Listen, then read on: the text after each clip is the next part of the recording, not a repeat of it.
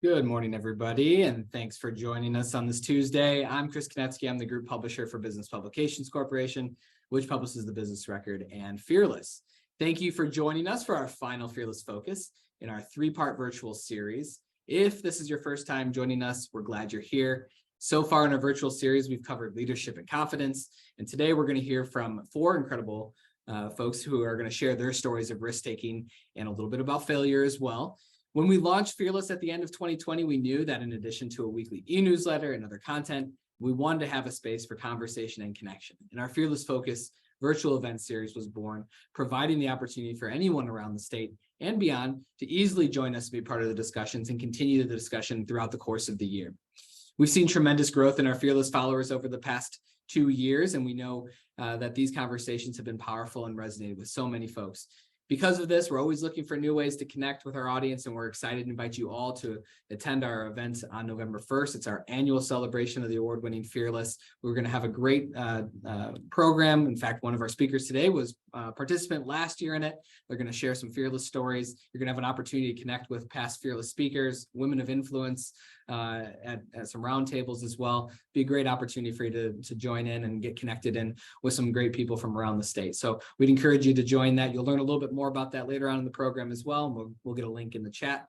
Now, before we begin the discussion today, I'm pleased to introduce today's sponsor, Every Step. Every Step has been offering care and support for Iowans for many decades. Every Step has a strong reputation and a long history of serving vulnerable populations to help them live their best lives. Today, the nonprofit's 30-plus programs, more than 370 employees, and nearly 900 volunteers offer care and support to Iowans across the region. Please welcome today with us Jen Groves. She's the Vice President of Community Health Services, and she's going to tell you a little bit more about Every Step. Jen?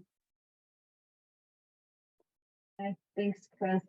I am honored to welcome you to today's amazing event. Risk-taking and experiencing failure are such important life lessons to forge our resilience, inform better future decision-making, and help us embrace the possibilities that come with hopes and dreams. As the Vice President of Community Health Services with Every Step, I see this drive for hope every day. From the immigrants and refugees we serve who have left behind everything to build a new life in this country, to parents and caregivers trying to find resources they need to keep their families healthy. For many of us, risk-taking is a privilege.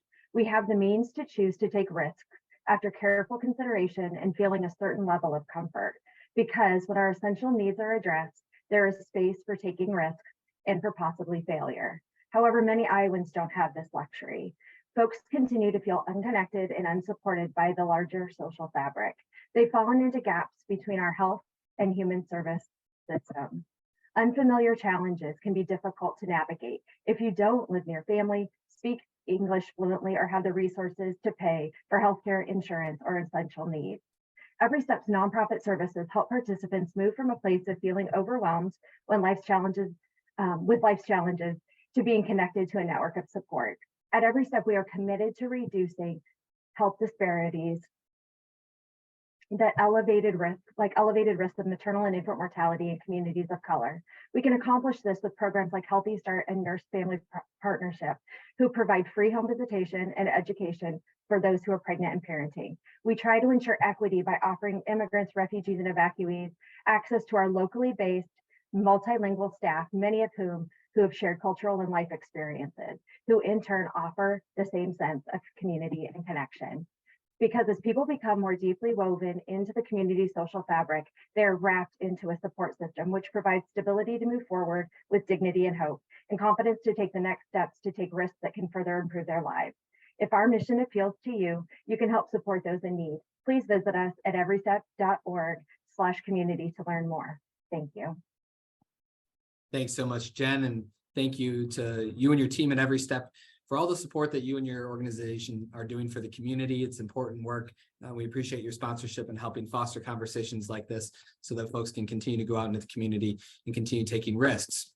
Next, I'd like to introduce our moderator for today, Business Record Special Projects Editor, Emily Wood.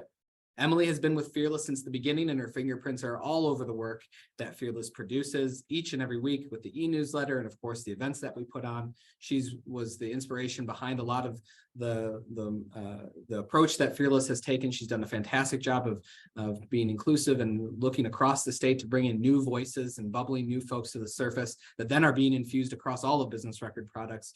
Please give a nice warm welcome to Emily. She's gonna she put together a fantastic panel. She's gonna get you introduced to them, and she'll be leading you through the rest of the program today. Emily, take it away. All right, thank you, Chris, and hello to everyone. Our goal with Fearless is to empower Iowa women to succeed in work and life. And we believe in covering gender issues from an intersectional approach. So to do that, we really believe in the power of inspiration and connection. The topics today, risk-taking and overcoming failure, are a key part of our core values. Through our Fearless events and our content, we've been inspired by folks telling us about times that they've taken risks. And by the way, those risks can be small or momentous. They can range from trying something new on the menu at your favorite restaurant to switching careers or speaking up against discrimination. We've also been encouraged by speakers and sources in our stories who have been vulnerable with us, telling us about their fears and challenges and times where they've failed. An important part of today's conversation is about why taking risks and failing can be hard, particularly for women and non-binary folks. Gender diverse people are often conditioned to be more modest and less assertive, so it's not surprising that many of us who don't feel qualified or confident are often less likely to aim for a goal than boys and men might be. Societal barriers and self-imposed pressure to be perfect play a role in this. In sharing these stories, we hope it gives you all a sense of community, knowing that we have both our own individual experiences and the social systems to navigate, but we aren't alone in doing so. To start us off in the spirit of Fearless, we've asked each of today's speakers to spend a few minutes sharing a story of fearlessness as it relates to risk-taking and failure. We'd love if you drop your own moments and thoughts in the chat as we do so that we can all see them, so that you can be a part of this as well. After we hear a story from each speaker, I'm going to be asking them some questions, and you're welcome to ask your own in the chat. And one last thing before we get to our speakers, I know this can be a tough topic for some. I want to preemptively thank our speakers for being open with us, and I'm sure they'd appreciate hearing a shout out from the audience in the chat as we go along. So we've got a great lineup with us today.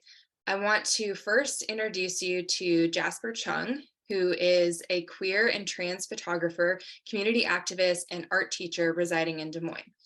In every area of their life, Jasper advocates for more safe and affirming spaces for queer and trans people. They uplift queer love stories in their photography, work with queer youths at the Des Moines Art Center, and help gender diverse Iowans receive financial assistance as they seek gender affirming care through their work on the Iowa Trans Mutual Aid Fund. Jasper is proudly the descendant of immigrant grandparents and cherishes their big family, both their family of origin and their chosen family. Jasper? Hello, everyone, and thank you so much for that intro, Emily. I'm so excited and deeply privileged to be here today. So my name is Jasper Chung, and my pronouns are they, them, and theirs. And I would like to share a story that is in two parts about when I took some risks in my personal life and my business.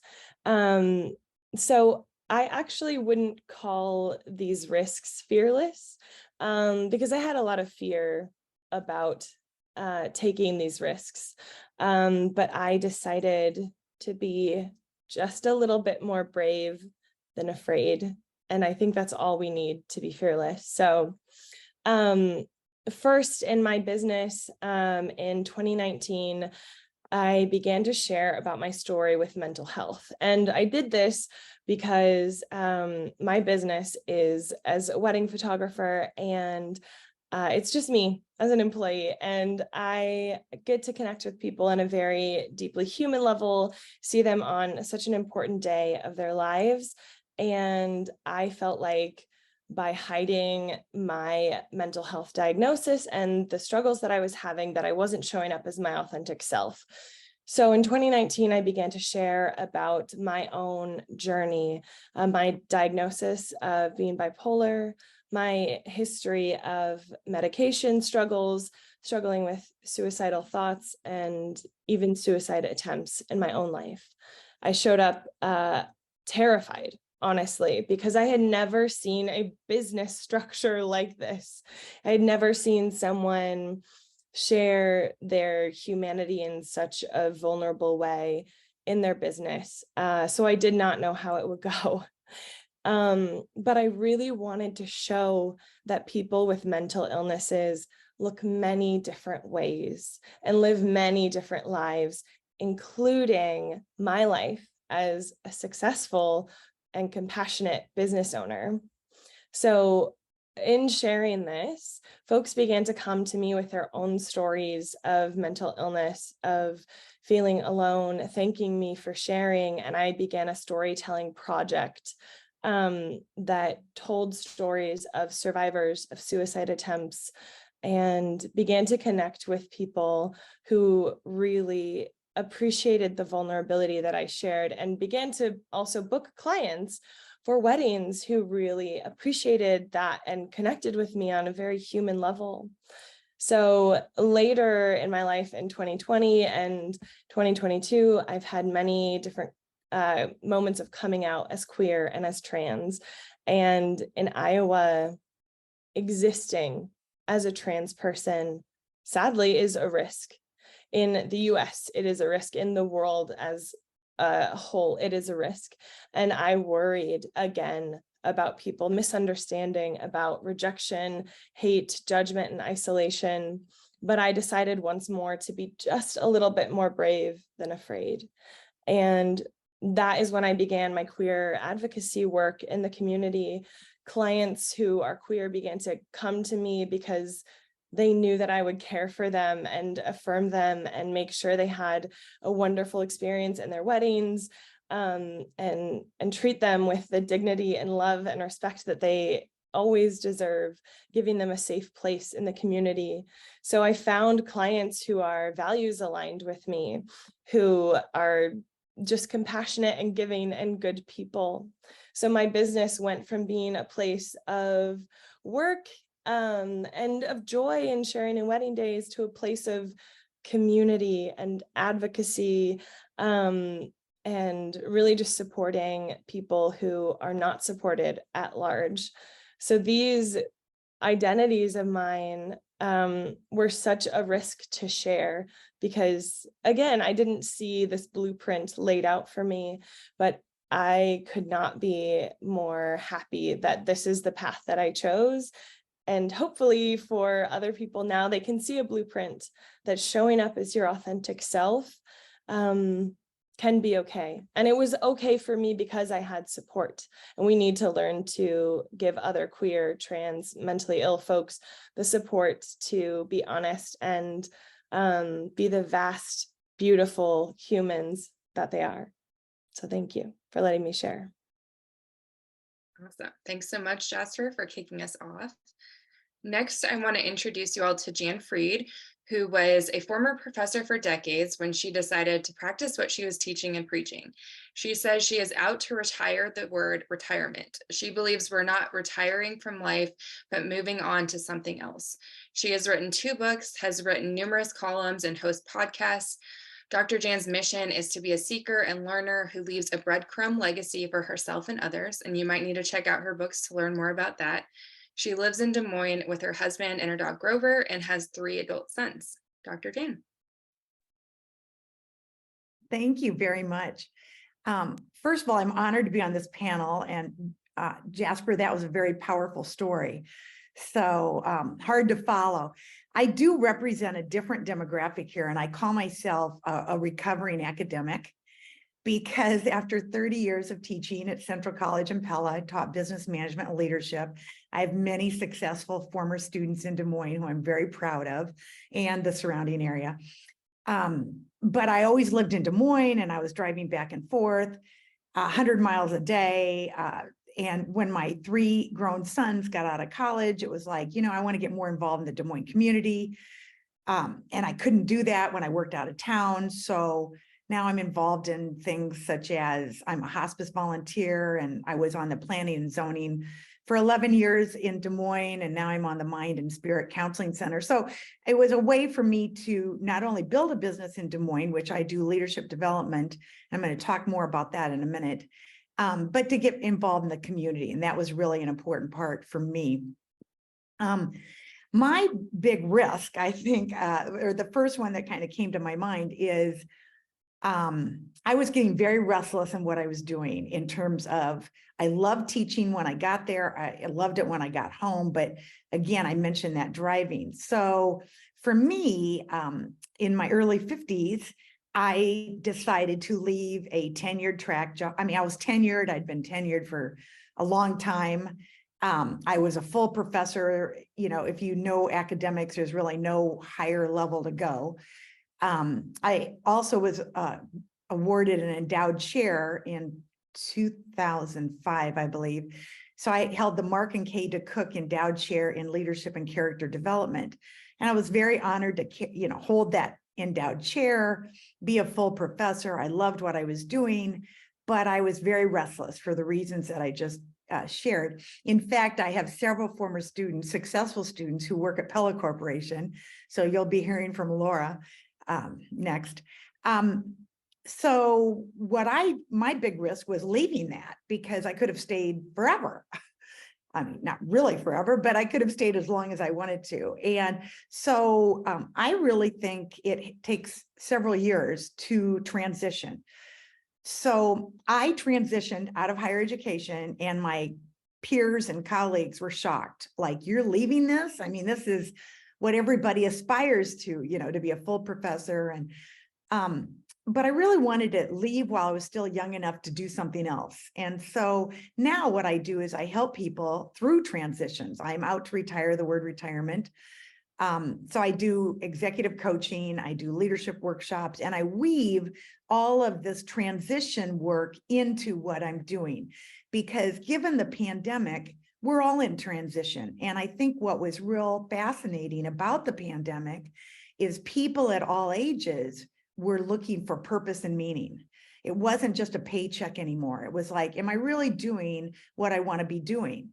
So whether you call it, the great resignation, the great reckoning, people at all ages were really asking themselves, is this how I want to spend my time? Is this how I want to live the rest of my life? And so within my leadership workshops or on one-on-one coaching, I weave all of this in, because transition is different than change. We're all experiencing change. Change is usually an external event, and transition is an internal event. And most people don't know the difference. And I even say in my latest book, Breadcrumb Legacy, How Great Leaders Live a Life Worth Remembering, I even say in there that some people go through change so that they don't have to go through transition. And we can talk more about that if there are questions, but I address both of that in my latest two books, because transition is powerful. It's an internal, and if we don't understand the difference, we as leaders can't help those who work for us or with us to work through that. And so transition is very powerful. And I went through it myself, so I describe that to clients. And I often say it takes 5 years, that if you're really trying to transition to something, it takes 5 years, particularly if you're trying to transition out of a career into something else, because I say we're not retiring from life, but we're transitioning into something else, and we have to put time and thought and effort into doing that. So now I help people do that after having lived through that. So it was a big risk, because tenure, it's a very secure place to be if you know higher education. That's why once people get tenure, it's really hard to get rid of them, because it's so secure. And so giving that up on my own was a big risk. And so, and if people want to explore that through Q&A, we can do that later. So thank you very much. Awesome. Thank you very much, Jan. And I'm excited to talk about the difference in change and transition when we get to that portion. Next, I'd like to introduce everyone to Laura Phillips, who was named Vice President of Engineering at Pella Corporation in May of this year. She has responsibilities in delivering product and process designs that enable operational excellence. She joined Pella Corporation in 2006 and has held a variety of positions as she's climbed the ladder. She is passionate about diversity and inclusion and focuses on attracting and developing diverse talent in the technical fields. Laura serves on the board of advisors for the Women in Science and Engineering, or WISE, at Iowa State University. Laura and her husband live in Pleasantville with their daughter and son. Laura. Great, thank you, Emily. I'm so honored to be here, so thank you. I'm already inspired by the other panelists, just in awe.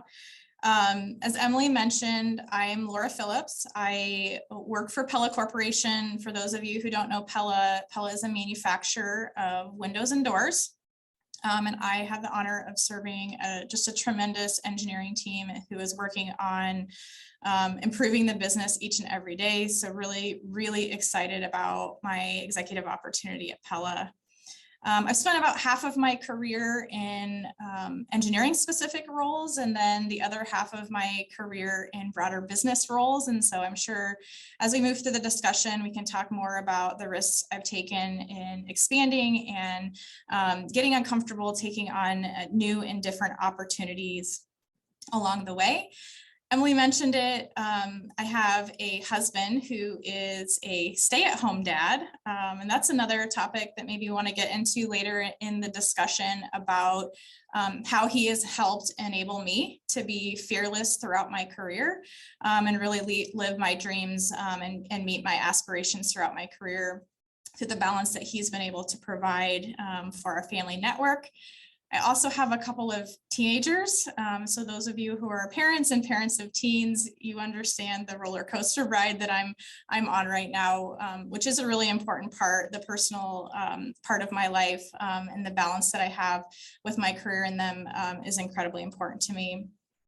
Really passionate about STEM, as well as supporting underrepresented groups as part of STEM. You can actually see it behind me. I have a picture of the Women in Science and Engineering, which is the WISE owl, to help build interest in STEM careers and then also support underrepresented groups as they build their careers and build their capabilities and confidence in STEM related fields. When I was thinking about what I wanted to say in regards to this fearless topic, a couple of things came to mind. Engineering is a very male-dominated field. And so for me, being an only has been a pretty normal part of my career.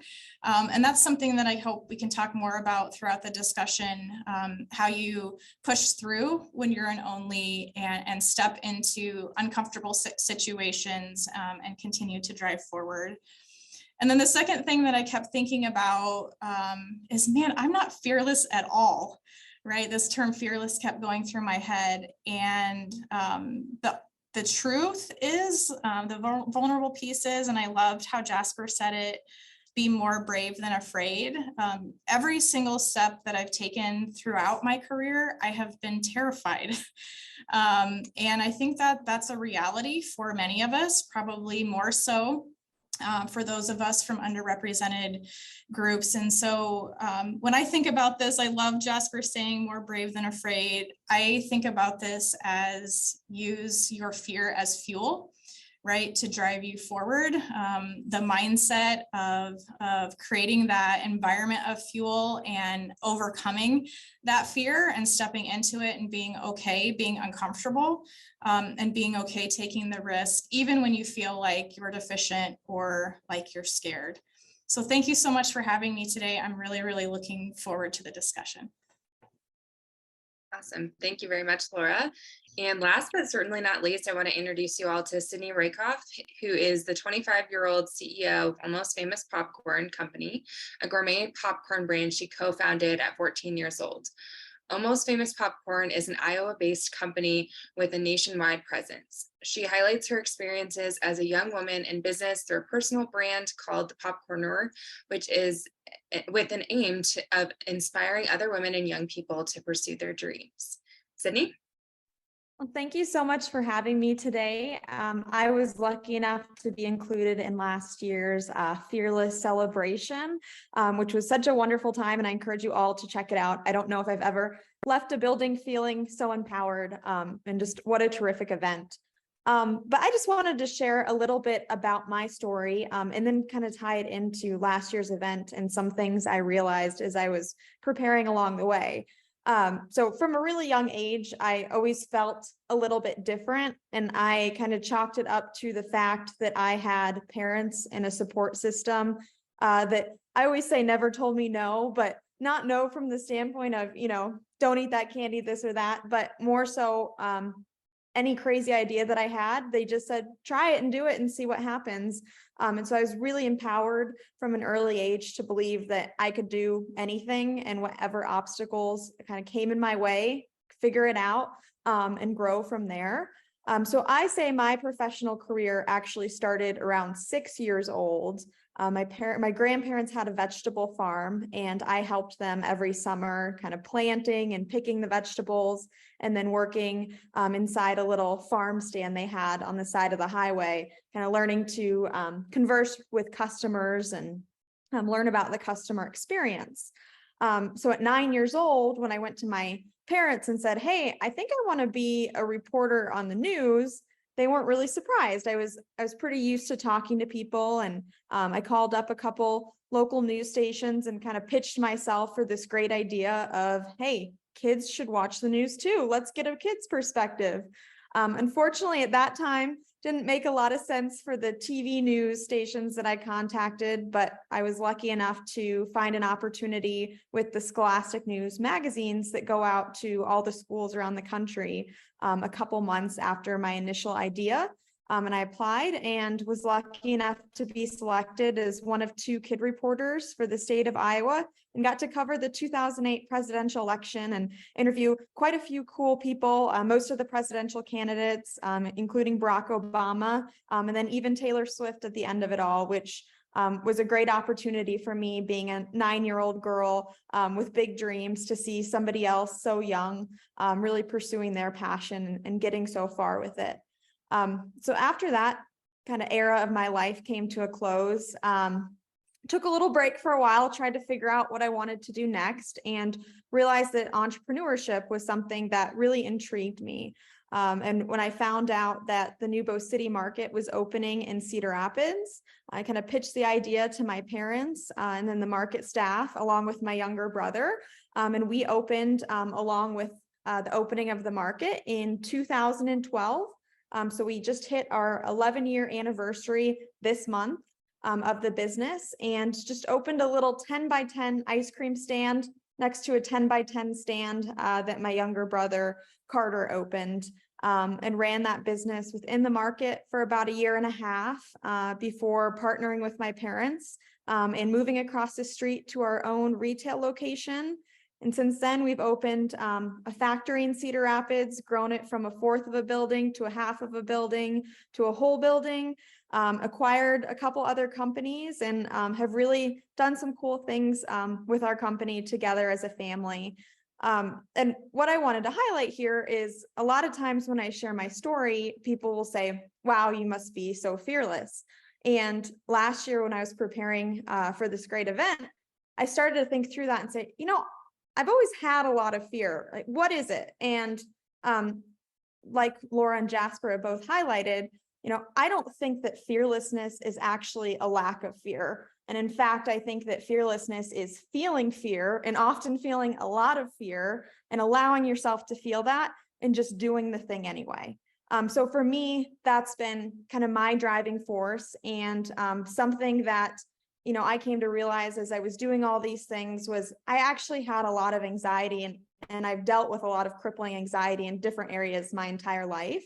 And so at this event last year is when I first spoke kind of publicly about that, because I said, how can I expect, 9-year-old Sydney sitting back in the classroom who was afraid to raise her hand and be embarrassed in front of the class, to get up and talk about her anxiety, if I can't, now having accomplished some things, do that as well. So Been really lucky to be able to share my story over the last year and hopefully resonate with people across different areas. Awesome. Well, thank you very much, Sydney. Thank you to all four of you for being here. And I, again, just want to plug audience members, feel free to continue dropping thoughts and questions in the chat, and we'll hopefully get around to those in our discussion. But you all told great stories, so I want to follow up with each of you individually.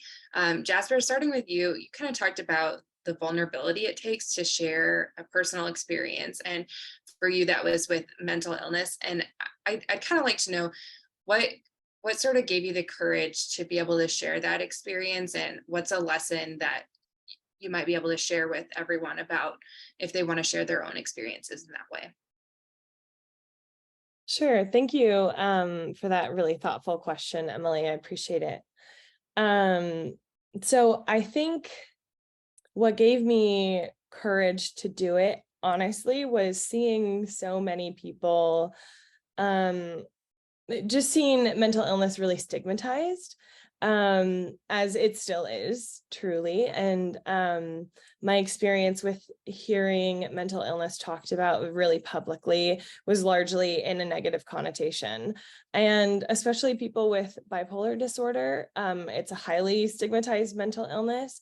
And so I had only heard stories from other people about folks who whose disorder looked very different in their lives than mine. And so I was terrified, truly, to share, but I also thought it was extremely important for people to hear that it is possible for someone with bipolar disorder to also live my life, which is very rich in joy, love, connection. And I also run quite a successful business. I have been self-employed full-time for 7 years, photographing weddings for 12, and I'm only 30. So I have done this well for a long time, amidst times where my illness was less well managed than it is now. And so that gave me courage, just wanting to expand the narrative and the view that people have of mental illness in general, and especially my own. Awesome. Thank you. Jan, I know a question I have, and I saw it in the chat as well. Could you talk a little bit more about the difference that you see between change and transition? Sure. As I said, we're living in just a time of accelerated change, and change often happens to us. So we might lose a job, we might get divorced, we might want to take a new job or start a new career, or change often happens to us. Transition happens within us. So it's what we're feeling. So I had an opportunity to interview William Bridges. I interviewed him twice. He's since passed away, but he's kind of the authority on transitions. And he says there are 3 main steps. And we start, I'm going to name the steps and I'll explain them. So we start with endings. Then he calls it the neutral zone, and then beginnings. And we start with endings because we don't usually start something unless something has ended.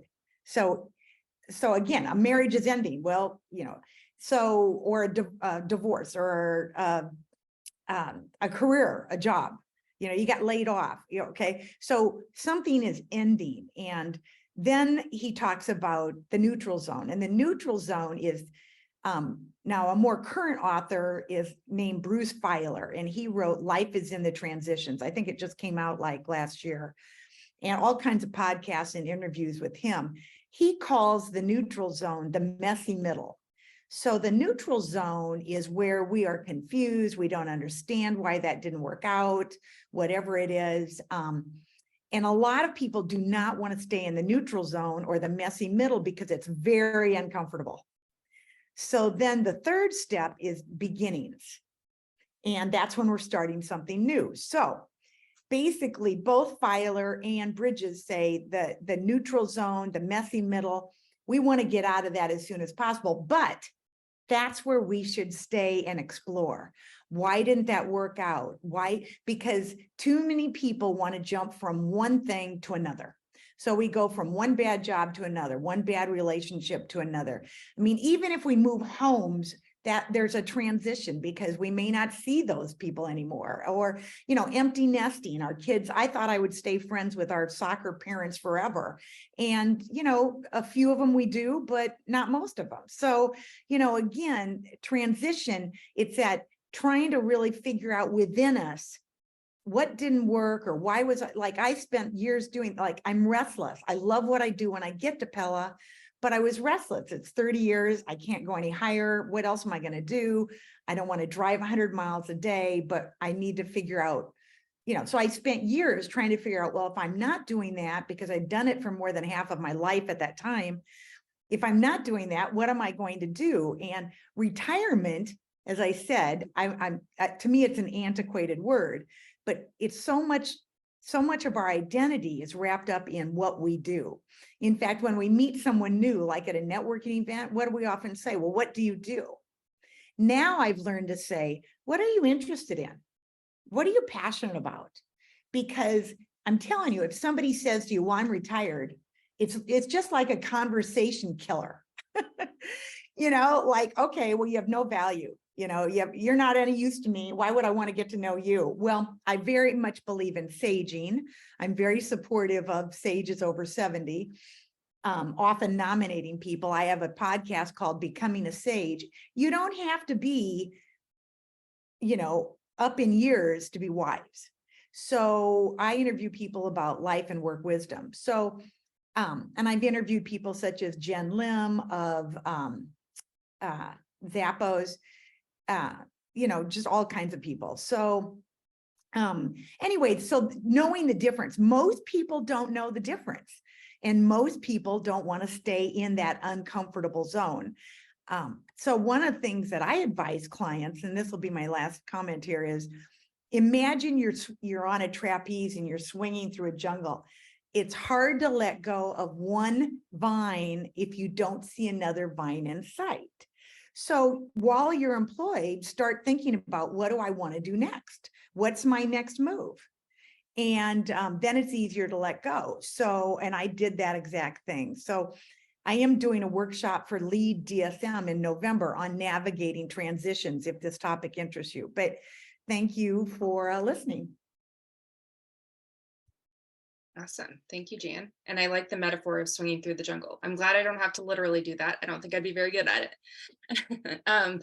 Laura, I want to move on to something you mentioned about being the first or the only in a lot of situations. And I'm sure, particularly being in engineering and now in an executive role, but having climbed up several roles, that's been the case for quite some time for you. And so I'd like to know, how do you, what are your recommendations when you are the first or only identity in a room, so that you can still be, you know, edging up the ladder?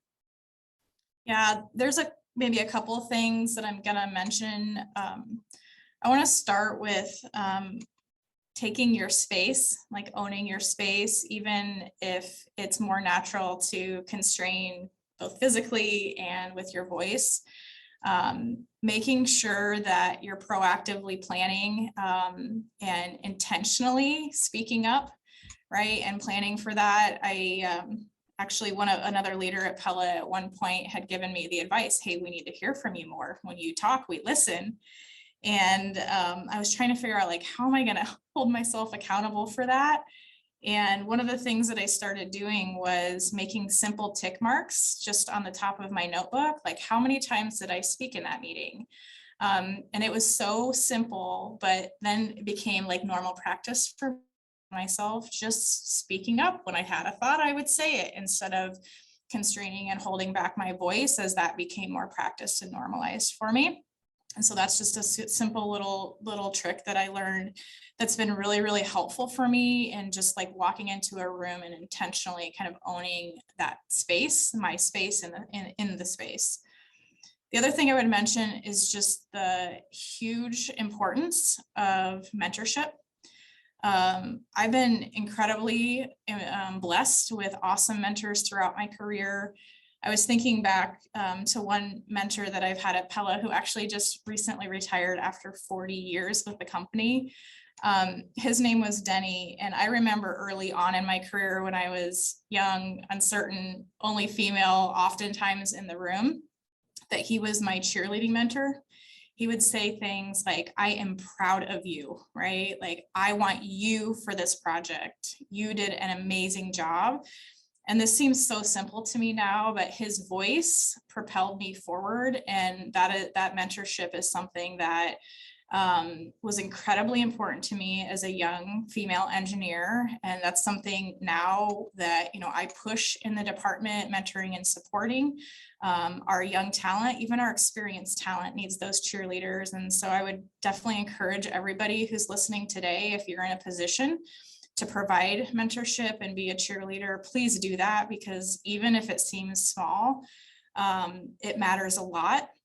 And you need that allyship from groups of people that don't look like you. And you also need that support from leaders that look like you. There's a incredibly strong female leader here at Pella who has taken me under her wing. One of the things that I love about my relationship with her has been her willingness to disagree with me and give me the kick in the rear that I need sometimes when I'm complaining or vulnerable or too scared, right? She'll ask me why. I was thinking back to the example in 2021, I was asked to rejoin the engineering department after being away from it for about 10 years. And I was terrified, to be honest. I knew when I came back, I was being asked to come back as a senior leader. I was going to be the only female on the senior leadership team. I was also going to be by far the least tenured. And I was like, oh my gosh, they're not going to want to work for me. They're going to quit if I come to the team. This is going to be a complete disaster. And this is this like storyline I had created in my head. And this leader just asked me, she's like, what good could come from this? What do you bring that they don't already have, right? And just taking that breath and having her push on me a little bit helped me realize I bring great leadership skills, business acumen, strategy development, vision. I can lead through change. I can develop talent. And so when I took a minute and stepped back because of her nudging, I was like, okay, I can be a little scared and still do this, right? Use that fear as fuel, and stepped in and was pleasantly surprised. I mean, the team, I had created the story that they were going to hate me, right? But they didn't. They opened me with welcome arms. They asked me great questions. They supported me. They worked with me, not against me.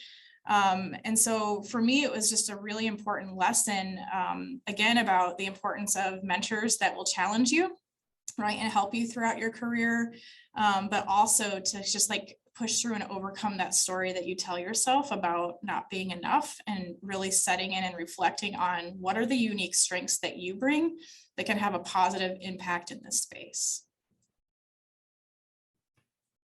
Great, thank you. And Sydney, I'm about to use one of my least favorite phrases ever, but I think that people assume at your age, if you have accomplished what you have, that you have everything all figured out, that you have no fears or things that you're vulnerable about. And you just talked about how that's not necessarily the case. So could you talk a little bit more about the age factor there and what people maybe expect of you because of that? Yeah, definitely. I definitely get a lot of people that either say, wow, that's really great. You must have figured it out early and know it all. Or, wow, who helped you? You obviously aren't doing any of this yourself. And I always say, it's somewhere in between. Like I definitely don't have it all figured out, and I definitely haven't done it all on my own. Like Laura mentioned, I've found a lot of great mentors along the way to help me.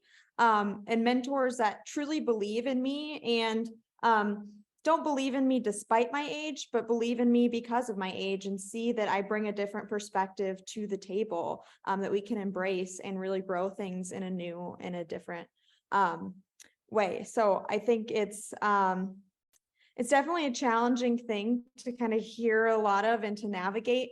But building a team around you that believes in you and can really bounce ideas off each other and empower each other. And, one thing I wanted to point out, based on Jann's great feedback, is one of our facilities, our Cedar Rapids facility, is staffed almost entirely by retirees who are coming in for, that next step of, I've had my career, but I'm not ready to be done. I want to do something new, and embrace that. And it's really fun to see that. And it's fun as a young person to be able to engage with that, and all of us to be able to mix together, and grow this business as one, despite, our different ages and our different backgrounds and different things that we've seen. Great, thank you. You all have shared great individual experiences, and I want to talk some of the broader level with the barriers that are in society that when it comes to risk taking. And I know in our pre-event questions that you all talked a little bit about this. And so Jasper, could you talk a little bit about, especially for underrepresented people, there's, taking risk is one thing if you are facing no discrimination, but it's a completely different thing if you're facing discrimination and not having essential needs met. So could you talk a little bit about what some of those barriers are and what we can do about them? Absolutely. Yeah. So being trans myself and a person of color as well, I definitely have a perspective that in Iowa there's a lot of vitriol and hatred towards people like me. So taking a risk is sometimes just existing. So in order to encourage trans, non-binary, Black, Indigenous, people of color, people who are disabled, like Laura was mentioning, people who have English as their second or third, not as their first language, immigrants, in order to encourage those people to be able to take risks. We need community awareness that people like this exist, and definitely better community involvement, because I believe that we take care of us as a community. And in Des Moines, we're so lucky to have so many beautiful mutual aid groups, that, like, I'm on the board of Iowa Trans Mutual Aid Fund, which gives funds to trans and gender diverse Iowans to help them access gender affirming care.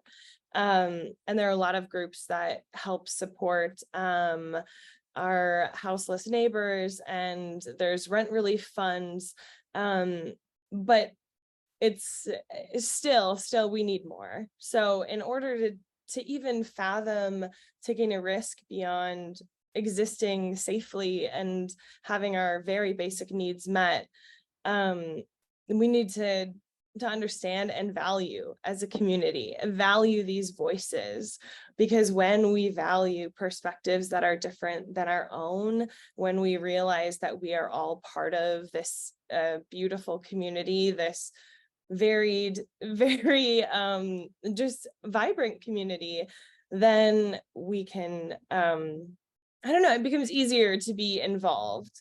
So to take a risk myself in my life, to open up about my mental health, I had a great support system of people who already knew about my mental health, who loved me, who were saying, we love you because of this. So how could anyone not?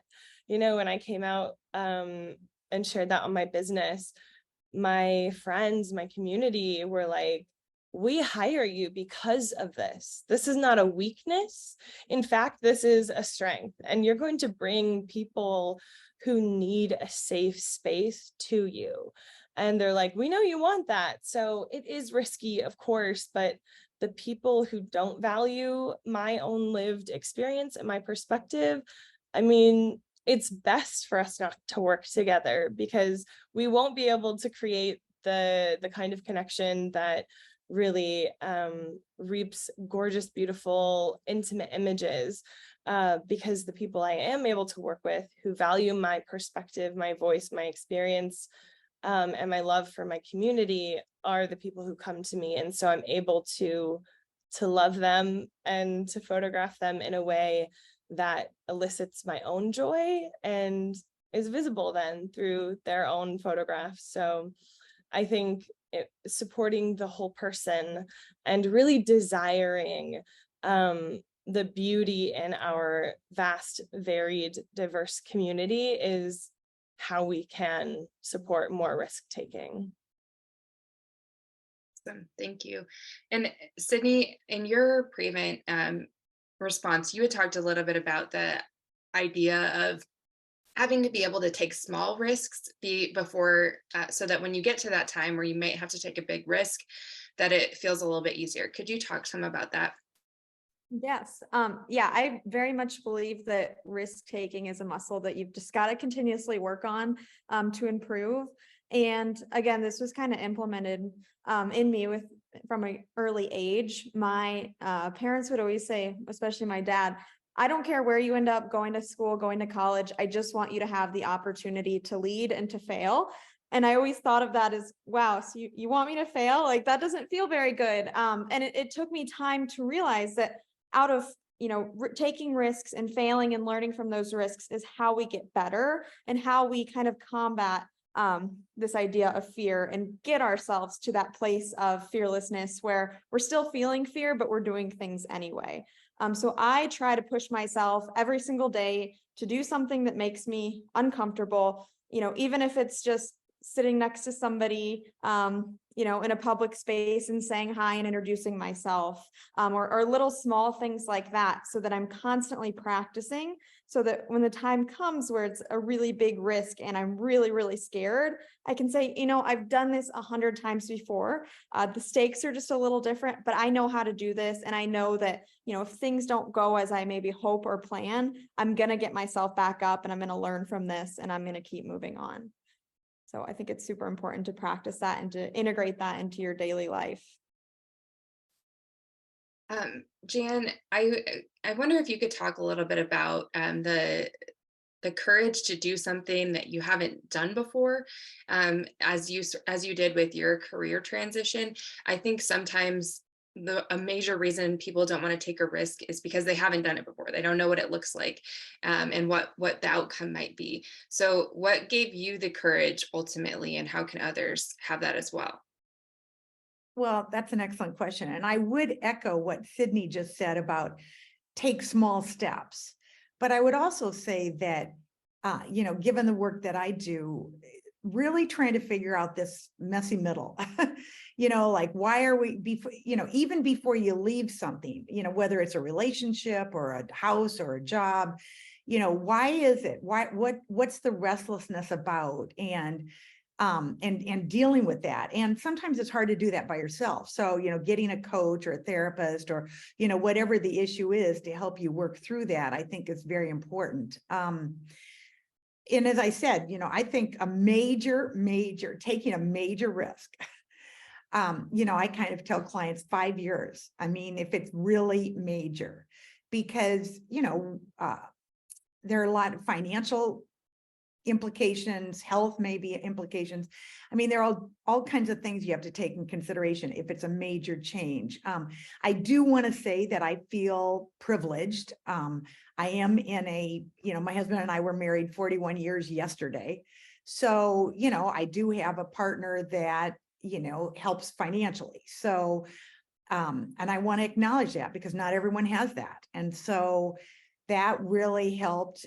We knew that until I got my business kind of up and running here in Des Moines, which took a couple years. It took longer than I thought, really, that, we could live on his salary and not have to tap anything. So I do want to acknowledge that not everyone is in, my situation. And so there are all kinds of things that you have to think about before you take that risk. If he had fallen in love with his secretary or whatever, I might not have been able to take that risk. So, or like I admire Laura, have a stay-at-home husband, that is that's not the norm necessarily, but I always believe you make the best decision for the situation at the time, And so Actually, when we were first married 41 years ago, he was on commission and I was making more money, even though it was low, it was steady. And so, there are all kinds of things you have to take into consideration. So, and I put in the chat that courage comes from the root word core, C-O-R, which means heart. So it takes a lot of heart, and bravery, courage and bravery to make that change. I mean, my last year of teaching at Central College, I was practically in tears almost all the time. Now I could disguise it because I have twins and they were both seniors in college at two different small colleges. So I could say to the seniors, oh, I look at you and I get all emotional. But it was really because the other thing that I didn't mention, and I'll mention it, and this could be a whole nother topic, but an ending is a death. So there's a lot of grief and loss around endings. And so again, that's why I'm a hospice volunteer. I've done a lot of grief work because endings are painful. They're hard. And they are like a mini death, or it could be a big death, or it could be a physical death. It could be an actual death. So none of this work that I'm talking about is necessarily easy or fun. Thank you very much. And I think, Laura, I have one more question, and then this might be our time to do our takeaways already. Laura, I'd like to know, when it comes to failure, I think as we may reflect on failure, it can be easy to see the lessons in it, but right when we've failed or feel like we've failed, it can be a lot more difficult to process. So I wonder if you can talk about how can people process it in the best way to look for a lesson in the times where they feel like they failed. Yeah, awesome question, Emily. You had, I think, asked us a pre-question about this, and I'm just going to give a very tiny example, maybe to create context. But middle of my career, I had been asked to start up a new project management team at Pella, and was so excited to be able to do that. And I went in all amped up. I had created the strategy all on my own, went in, told the team about this amazing vision that I had, and it fell completely flat. I was like, I cannot understand why they're not so excited like I am. And really what had happened is I had one of the team members come to me a few days later and say, look, we can't get excited about this because you created it by yourself for us. And you didn't ask our opinions about it. And so this was maybe a smaller failure, a smaller example where I had a team member who had the courage to coach up and give me some feedback. And it was super painful to hear that my team felt unheard. And I didn't like it at first and got super defensive, right? But after spending a little bit of time reflecting on that, recognized, oh my goodness, if I had just brought them along in that, asked for their voices through that journey, that the outcome would be very different. And it allowed me to make a simple change moving forward, right? And that's a change now. I'll never make that mistake, not listening to my team again, all because I had a team member who had the courage to give me some feedback. And so I think what I've learned and what I would encourage you all to do is maybe let the emotions come down a little bit after you realize that you failed or done something that you're not as proud of. And then decide what you can change for the future, right? What can you do different to avoid that failure as you move forward? So super small, subtle thing for me, but it's about identifying the change and then implementing it. Awesome. Well, thank you all very much for sharing thoughts. I want to give you just a second to have a quick takeaway before we wrap things up. Our time went by very quickly with this great discussion. Jasper, we'll start with you. Thanks. Yeah, just a real quick takeaway. Like Jann said, not everybody has the privilege to take risks. I do believe risks are a privilege.